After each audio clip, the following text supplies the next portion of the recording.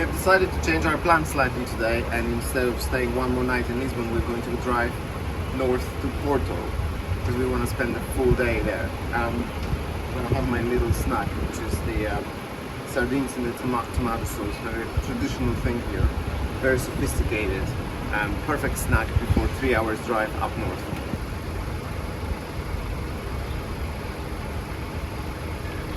Deliciousness.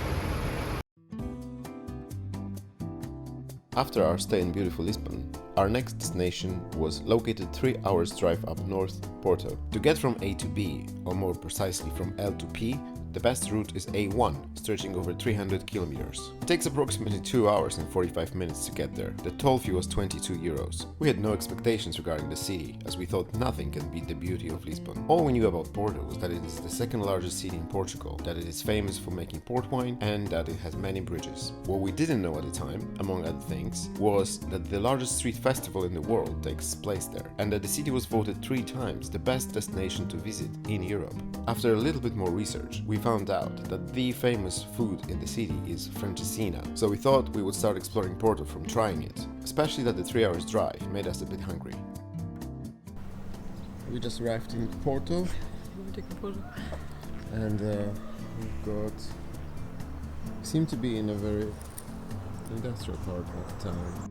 The place we arrived to didn't look like a typical tourist destination. It was a quiet road on a hill, with old cars parked on a cobbled road and a few rundown buildings. But there was a very good reason why we were there. Restaurant Buffet Face is a mandatory place to visit if you want to try the famous francesinha. Why did you pick this place? I picked it because it said it had a queue out the door and Time Out magazine recommended it. Also, they only make francesinha. Here we have francesinha, which is the toasted bread, and then it's covered in cheese, and inside is ham and cheese and pork, and there's a sausage there. And this is a spicy sauce, and usually I think it's served with chips, and you can have an egg on top sometimes as well if you like. And I think a French person originally introduced it here, and it means like little francina, and that maybe was their version on croque monsieur, but I could be making that up. So I cut it in half to show you how it is inside.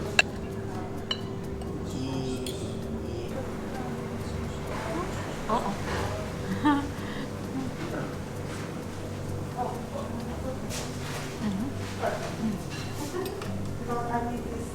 Yeah, that's really good. This is our apartment for tonight in Porto. And we've got a little kitchenette with a microwave, a coffee machine. There are some nice espresso glasses, really cool, stylish, small shower room. But the best part is here. This is our view from the window, and I don't think you could actually beat that. Porto is located along the Douro River. It's got 6 bridges across it, 4 more than Lisbon. They connect Porto with Gaia. These 2 cities are the only 2 in Europe with 6 bridges. Douro River looks spectacular at night. The Maria Pia Bridge was designed by Gustave Eiffel in 1877. The designer of the Eiffel Tower failed to win a contract on a second bridge called Louis I Bridge, the one we could see from our window. The story of naming this structure is also very interesting, and will be told later by our guide, Andrea. At the time, Louis I Bridge was the longest metal arch bridge in the world.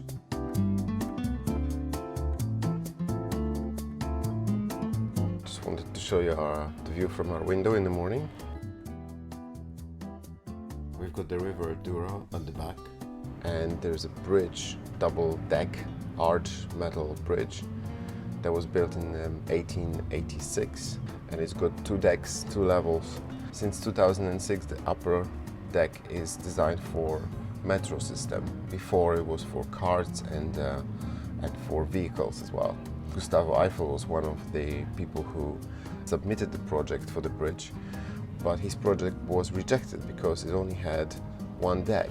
And at the time of construction in 1886, actually 1881 is when the construction began, the traffic was already so major that they needed 2 decks. It connects 2 parts of the city, Porto, which is at the back, with Vila Nova de Gaia, where we are, and it's very spectacular. It looks beautiful at night, and it's being used for now over 140 years. which is quite amazing. And today we're going to go and explore Porto and show you around.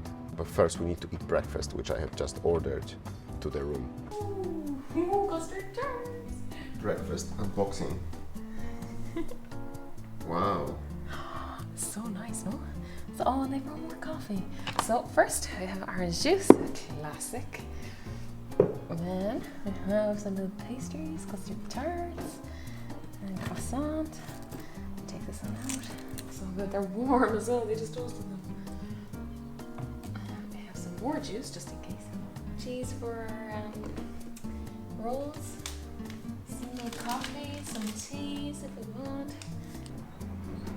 Just want to show you the outside of the apartment. It's literally built on a rock. Very cool construction. Oh, you look cute. You look cute.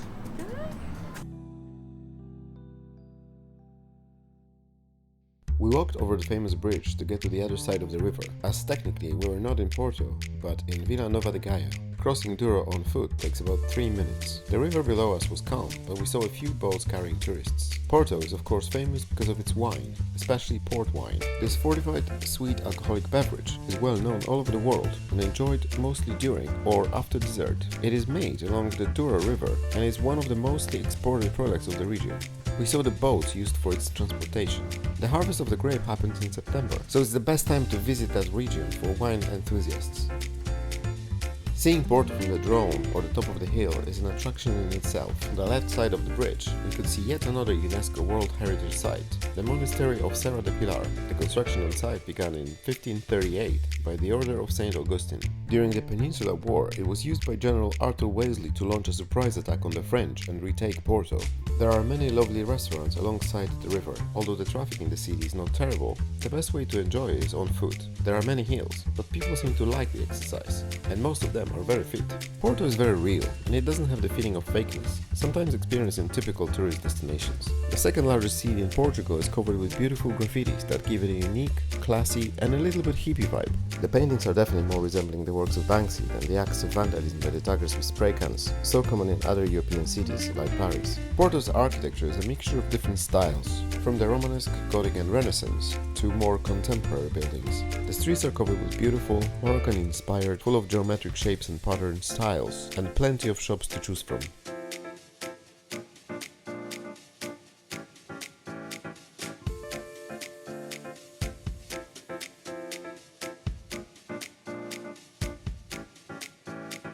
We didn't have much time for shopping, but I managed to buy myself a shirt. We decided to meet a local tour guide to help us explore the history of the city in more detail. We went back to our apartment to refresh and leave the shopping bags. Once again, we crossed the bridge, but this time we were on the upper deck, the one that was used for various types of transport over the years. Currently, it is for people to walk on and also for the trams. This is a very convenient vantage point to admire the view from, and also it's got the advantage of being completely free of charge. Porto is a wonderful location for people who like the city walks, but be aware of many hills and stairs you will need to climb. Alternatively, you can use the car line and admire the views from there. We had to abandon that idea as it was time to meet our lovely tour guide, Andrea. They aged the wines over there because it was cheaper at the time than doing it here, okay? So the port wine ages there, but it is not produced there. It is produced 80 kilometers from here in the Douro Valley. So Port originated in Porto and is produced somewhere else, or is it originated somewhere else? So it's called Port because the customs house is in Porto and you had to tax the wine. You needed to put the tax before it was shipped. But it's So, called Port wine because of that. Yeah, and what's the city name or where it actually comes from? Douro Valley is the name of the area, okay, because the river is Douro, and in the valley that is 80 kilometers from here, you have a lot of vineyards there. That is the only region in the world where you can make a wine and call it port. Now it's like Champagne in France, all of those specific names, okay? The same way Spain had the Inquisition there, we also had our Inquisition here in the 15th century. The Jewish community, the witches, they were being persecuted, like people were being hanged here or they would burn people. Yeah. Yes, this is only like a decorative one, which is even worse. Why would you have the need to have a decorative one, right? Yes. But so it's not the original one, but So this serves a purpose to execute women. no, Jewish people? and witches. In Porto, the Catholic religion was very important in the 12th century. So the city of Porto was like owned by the bishop. The king gave the bishop the city of Porto. And so we needed a place that could be a church and a fortress to protect the people during the war. The windows are very narrow so that we could shoot the arrows from there.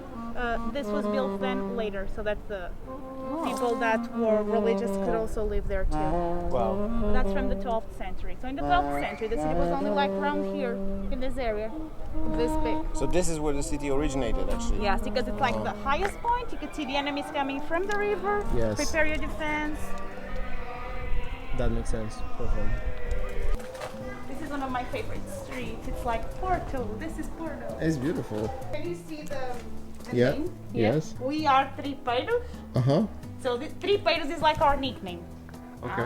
The people from Porto. I'll explain you why then. And then, for example, sometimes I'm just waiting for the train for the metro to come here, or even doing a tour, and people pass by and they're like, "Yes, we are Tripeiros. You're good. You're right." Like just like this. I know what does it mean. So Tripeiros means tripe eaters, tripe like the Oh, yes. intestines. Yes. And it's because apparently, before the ships leave Porto to the Discovery's expansion, basically people from Porto were super gentle and gave all of the good parts of the meat to the sailors Okay. and only got the tripe. intestines, the tripe left for themselves. So Wow. they had to cook them. So we have two typical dishes with the tripe. One is fried tripe. The one is like a stew. With potatoes, right? Yes, and we're like Yeah. super proud. We gave them the best so they could find the world, things like that. It feels very like local and traditional and friendly. The clothes and everything. Yeah, it's brilliant. And this is a little bit American too. Well, so these are like hammers. Yes, we've heard And of we're- them. You bang Yes. their head. Yes, it's very nice. Especially to do that on the policeman's head. In that day you can. It's like, we have to, it's the party. But I don't think this year we'll have the party as usual. Last year we didn't too. It's very nice. It's mainly for the sardines. Yeah, this one. So sardines, green peppers, and a lot of music. Every party has music and drinks and I love the fried sardines. They're so nice. Oh really? Yeah. Yes. We love the sardines. So can you see the houses are like very old? This is the oldest part of the city. And you would have here an arch, like an entrance Okay. into the city. And that's why you have a saint here to protect the entrance of the city, okay? You would always have this. Anytime you have an entrance, you needed a saint. So this is Saint Anna, and this would be the arch of Saint Anna. So until the 12th century, the city was here, and then it started to grow to the outside part of the wall. So everyone that was living here and working here was unprotected when mainly Spain at the time was like fighting against us. And then we decided to build the second wall that is actually the only wall that we can see at the moment. I'll show you right away. And then that wall we built in the 14th century, okay? In Portugal, we still have a lot of parties that are like connected to saints of the religion, but they're not at all religious. I don't know if this happens in other places in the world, but every single town, small town in Porto, has 1 day or 2 days of the year, always in summer, because we only live for the summer. Yeah. And it's always about having food and wine and the music, but it's like the party of the saint of that area.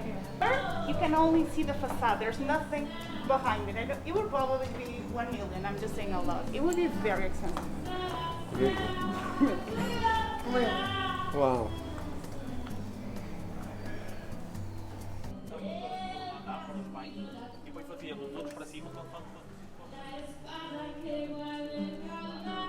Is it traditional music? No. Oh no, that's from Marcos.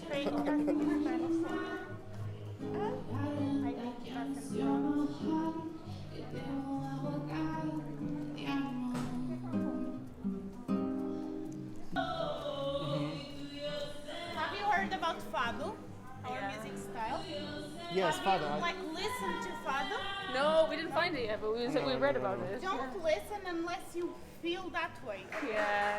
Fado is very heavy, very deep, very Yeah. sad. So Yes. unless you're feeling like you want to explore your emotions, don't go there because you'll be very century wall. Oh yeah. I think we walked past it because we walked on the bridge on the down and then up. Yes, that's So this bridge, have you heard it was built by Eiffel or not? This That's pretty much all I know, by the way. Don't take me for granted. But The name of the bridge is without the title of the king. okay. Bridge Louis the First, period. This is written in capital letters from the riverside because the king did not come to the inauguration of the bridge. So we decided we're mad at you. You're not like our king anymore. Tiles, this thing, tiles, and why blue and white, most of them. Practical. Yeah, that was available. Available, practical, easy to clean, lasts long, and blue is the cheapest color here. So most of them were painted in blue. These are all hand painted. Okay. They all show us parts of the history. That's us against Spain when we got our independence in the 12th century. And those are the boats that we use for the transportation of pork. That is the region that is in the north that produces green wine. Have you had green wine? Yes. Vinho Verde is produced in Minho, okay? In cities like Braga, Guimarães. The place is not public. The whole building, it's a private club that used to be for men to come here, smoke their cigars, while women would go to another cafe to have a tea that would actually be a special tea named for wine. Okay, this is what women would do when men were here. Okay, but now there is a room that they rent probably because they need money. I have no idea. And the cafe that we can go to is there, so we can only go straight there.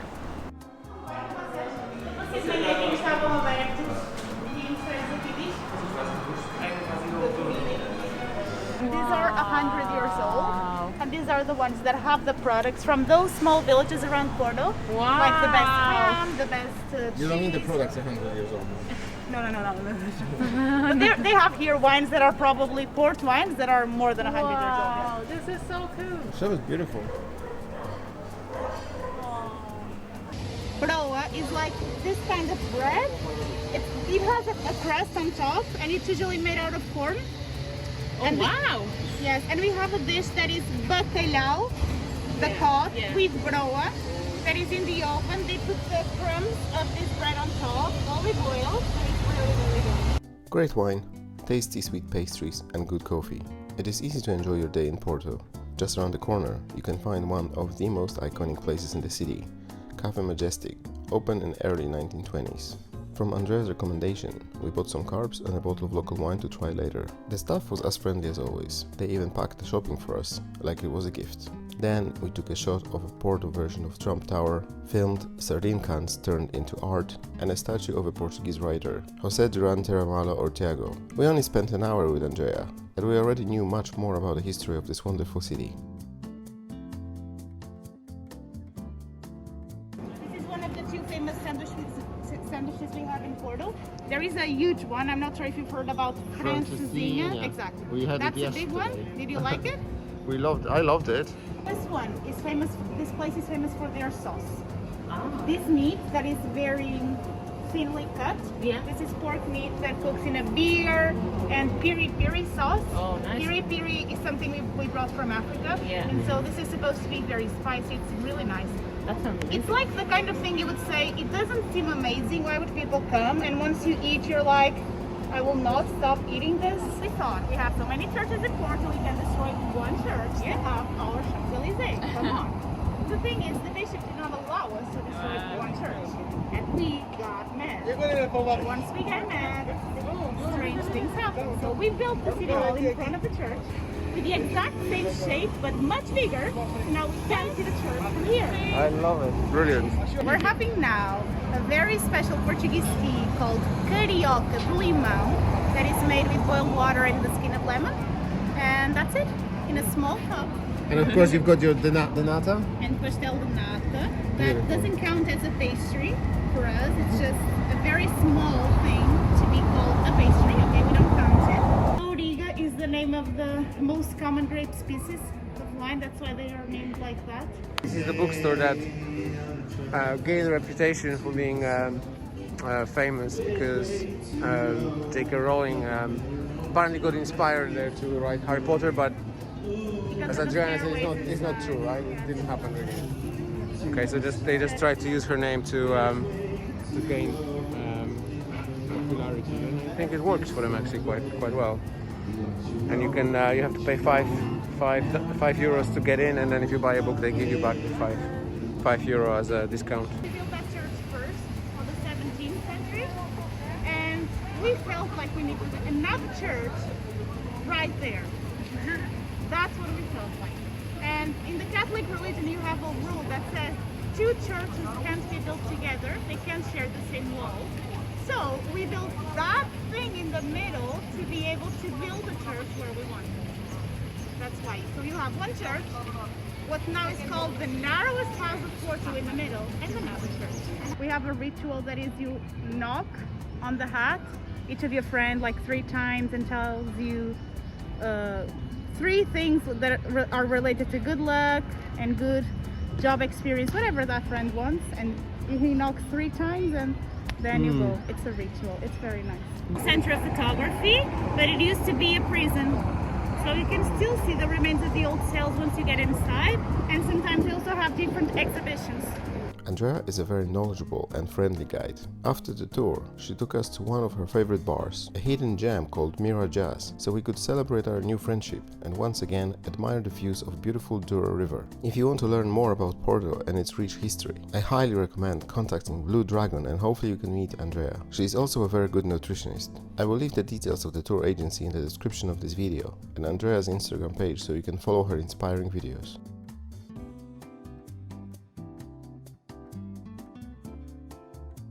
We are after our tour. We got really hungry now, so we're going back to the hotel to change and then find a nice restaurant. One of the best things about Porto is its amazing cuisine. There are many restaurants alongside Douro, where you can sit and enjoy both the food and the view. Other are its friendly and happy people. You can see them laughing, greeting each other, or dancing with random passbyers. In the month of June, the people of Porto celebrate the patron saint of the city, Saint John. The festival, known as the Festas de São Paulo, takes place on the night of 23rd and the 24th of June. As the season is perfect for it, people often keep a vase of bush basil, decorated with a poem. For dinner, people famously eat sardines and boiled potatoes with red wine. As the sun was slowly setting down on Porto, we were ready to sit down and eat something.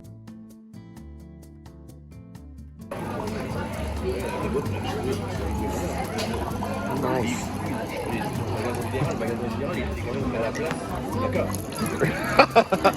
Thank you. Thank you. so we. That's what it's hot. That's what I like about here. Yeah, It's hot. yeah, you've got Oh, look something at hot. yours. Look at this, babe. Ooh. And there's some octopus down there, so I'm gonna start This digging is in. amazing. Can I get chili sauce? Put in a good word for the chili sauce, babe. Food is really good. The octopus is amazing, but what really strikes me is the size of the portions. They had a dictatorship for so long and they were starving, and as a result of that now they pride themselves in serving people big portions of food. And this is a huge portion because when I ordered octopus in Cinque Terre, I got one slice of octopus like this, and it was, you know, similar price than this meal. This is the whole octopus and a whole bunch of potatoes together, and very tasty as well. How did you like your food? It's really good. And this is the maize bread, and they put the crumbs on top of the cod and bake it in with the oven with the potatoes as well. Very simple but very tasty. There's some parsley as well. And I like here because the food is really hot.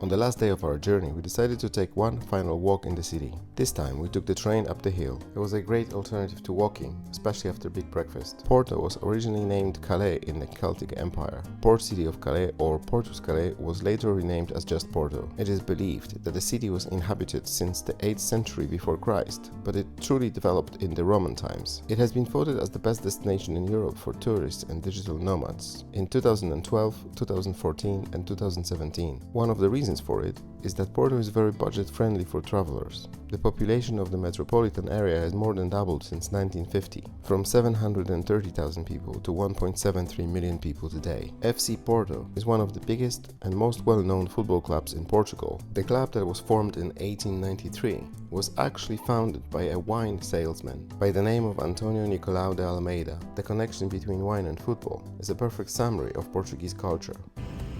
Just ready to leave Porto, and we're driving back to Lisbon for one night, and then we're going to the south of Portugal, Algarve, and so that's going to be a different video. Anyone can find something they love about Porto, from one of the most beautiful train stations in the world, amazing street arts, stunning views, to wonderful food and gorgeous wines. It can be a fantastic destination for every season of the year. We felt like we just had a tasting menu in a 3 Michelin star restaurant. Happy, but we would love more of it. It can be a fantastic destination for every season of the year. It was a short but intense trip. We met wonderful people, ate great food, and took some brilliant footage. We hope that you enjoyed watching it, and that you'll have a chance to visit this beautiful city.